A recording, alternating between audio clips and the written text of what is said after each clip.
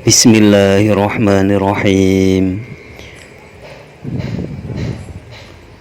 Wa an Abi Hurairah radhiyallahu anhu qala an-nabiyyu sallallahu alaihi wasallam man ghassala maitan falyawtasil wa man hamalahu falyatawaddo akhrajahu Ahmadu wan Nasaiyu wat Tirmidziyu wa hasanahu. Wa qala Ahmadu la yasihu fi hadzal babi syai'un. Wa an Abi Hurairah lan kacerita saking sahabat Abi Hurairah Rondia muga-muga ngrindani Allahu sapa Allah anhu ing Abi Hurairah. Qala matur sapa Abi Hurairah, qala dawu sapa an-nabiyyu sallallahu alaihi wasallam, Kanjeng Nabi Muhammad sallallahu alaihi wasallam. Rupane dawu man ghassala maitan, man utawi sapane wong ghassala iku ngedusi sapa man maitan ing mayit, falyawtasil mongko becik adus sapa man.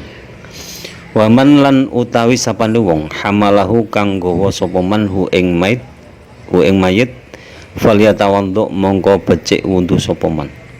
Akhraja ngriwayatake hu ing hadis Ahmadu sapa Imam Ahmad wan Nasaiyu lan Imam Nasai wa Tirmidziyu lan Imam Tirmidzi wa hasanahu lan bagusi sapa Imam Tirmidzi ing hadis.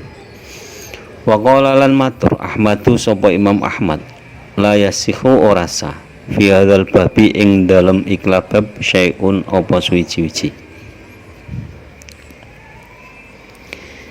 Hadis ini mengandung anjuran mandi bagi orang yang telah memandikan mayit. Jadi diriwayatkan dari Imam Ahmad, Imam Nasai, Imam Tirmidzi, yaitu dari Abi Hurairah radhiyallahu anhu berkata bahwa Rasulullah sallallahu alaihi wasallam pernah bersabda, barang siapa yang memandikan mayit maka hendaklah ia mandi, dan barang siapa yang membawa mayit maka hendaklah ia berwudu.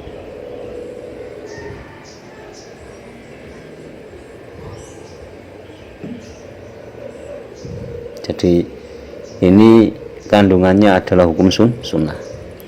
Jadi disunahkan bagi orang yang telah memandikan mayit agar mandi.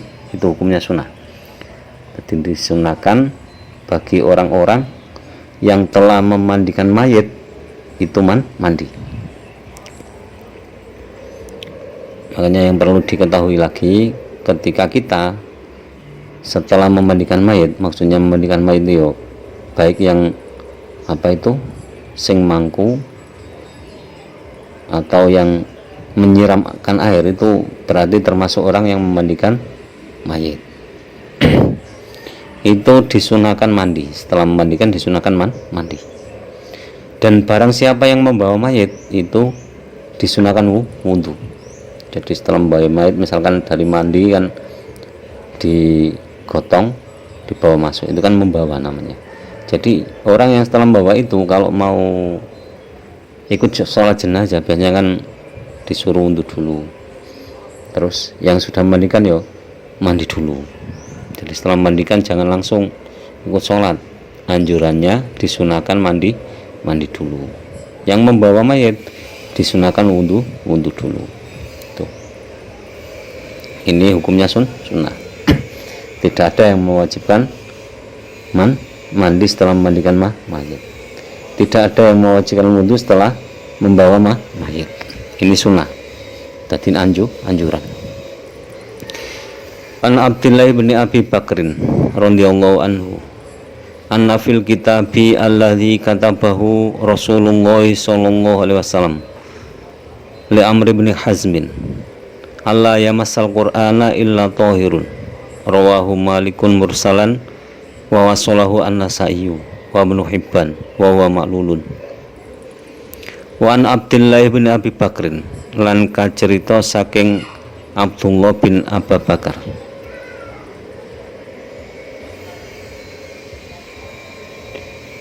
Rondia muga-muga ngrindani Allah sapa Allah anhuma ing Abdullah lan Abu Bakar. Anafil kitabi sak temene iku ing dalam tulisan alladzikang kata bahu kang nulis hu ing kitab sapa Rasulullah sallallahu alaihi wasallam Rasulullah sallallahu alaihi wasallam li Amr bin Hazmin maring Amr bin Hazm rupane kataba atau alladzi Allah ya masa nyento ora demek sapa wong Al-Qur'ana ing Al-Qur'an illa tahirun kejaba suci sapa wong. Rawang riwayatake hadis Malikun sapa Imam Malik mursalan kelawan hadis mursal. Wa wasalalan nyambung ing hadis An-Nasai sapa Imam Nasai. Wa Ibnu Hibban lan Ibnu Hibban. Wa utai hadis maklulun iku den ilati. Nah, hadis selanjutnya itu tentang memegang Al-Qur'an.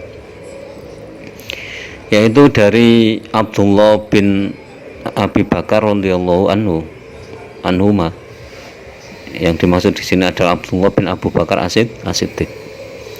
Bahwa sesungguhnya dalam tulisan yang ditulis oleh Nabi Muhammad SAW, kalau berbicara tulisan yang ditulis oleh Nabi itu bukan Nabi sendiri yang menulis. Ada salah satu sahabat yang disuruh menulis. Karena Nabi itu tidak menulis. Bukan karena tidak bisa, karena memang tidak boleh sama Allah menulis. Untuk menjaga kemurnian Al-Qur'an. Dalam tulisan Nabi tersebut yang untuk Amr bin Hazm, yaitu Amr bin Hazm bin Zaid Al-Khazraji An-Najari, di dalam tulisan tersebut terdapat tulisan Allah yamas Al-Qur'ana illa tahirun. Hendaklah jangan menyentuh Al-Qur'an kecuali ketika sudah suci. Maksudnya suci itu dari hadas, baik hadas kecil maupun hadas besar. Kalau hadas besar itu mewajibkan mandi, hadas kecil mewajibkan wudu. Itu jangan menyentuh. Kalau punya hadas kecil ya jangan menyentuh.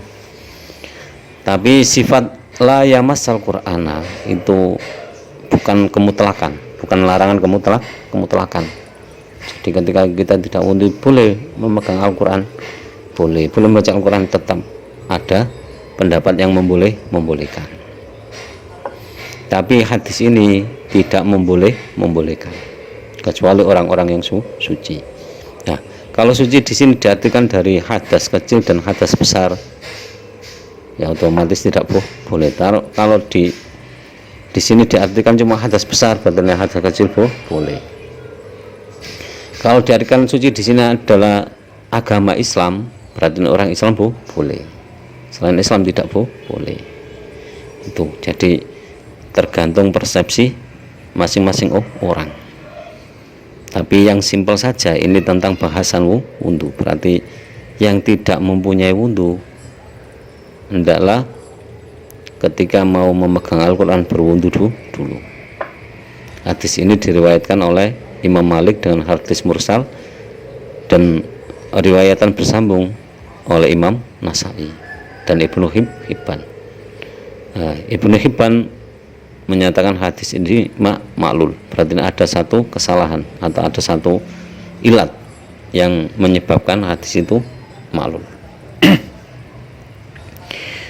Wa an Aisyah radhiyallahu anha qalat kana Rasulullah sallallahu alaihi wasallam yukarullaha ala kulli ahyanihi yalqurullaha ala kulli ahyanihi. Wa an Aisyah lan kacerita saking ibunda Aisyah radhiyallahu muga-muga ngrindani Allah sapa Allah anha ing ibunda Aisyah. Qalat matur sapa ibunda Aisyah rupane ature kana ana sapa Rasulullah sallallahu alaihi wasallam Rasulullah sallallahu alaihi wasallam yukaru iku nutur sapa Rasulullah sallallahu alaihi wasallam Allah ing Allah ala kulli ahyanihi ing atase saben-saben tingkahe Kanjeng Nabi Muhammad sallallahu alaihi wasallam. Rawang riwayatake ing hadis Muslimun sapa Imam Muslim wa ala qolan nggantungake ing hadis Al-Bukhari sapa Imam Bukhari. Hadis dari Bunda Aisyah ini diriwayatkan oleh Imam Muslim. Sama Imam Bukhari itu masih digantungkan hadisnya. Jadi tidak dipakai kemutlakannya, tapi masih ada unsur digantungkan. Isi hadis tersebut adalah bahwa Rasulullah SAW itu selalu menyebut Allah dalam setiap tingkahnya. Maksudnya apa? Jadi setiap mau melakukan apapun itu selalu menyebut Allah.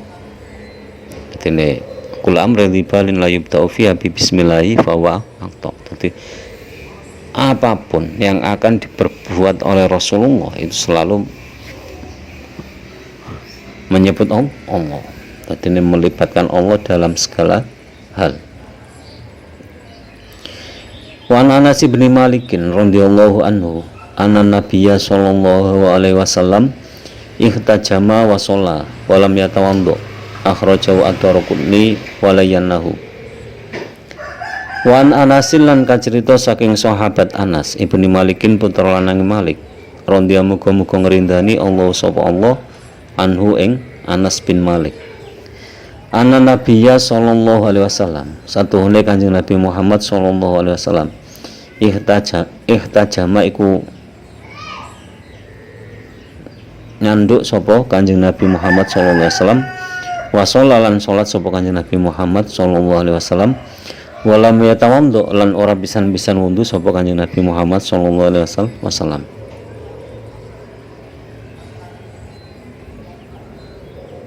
Akhraja mriwayatake ing hadis ad-Darqutni sapa Imam Darqutni wa layanahu lan nglembutake sapa Imam Darqutni ing hadis. Hadis yang diriwayatkan oleh Imam Darqutni ini dari Anas bin Malik radhiyallahu anhu bahwa sesungguhnya Nabi Muhammad SAW itu pernah ketika bekam dan keluar darah dari tubuhnya, kemudian Nabi itu langsung sholat dan tidak wudu. Nah, ini menunjukkan bahwa darah yang keluar dari badan selain dari farji itu tidak membatalkan wudu.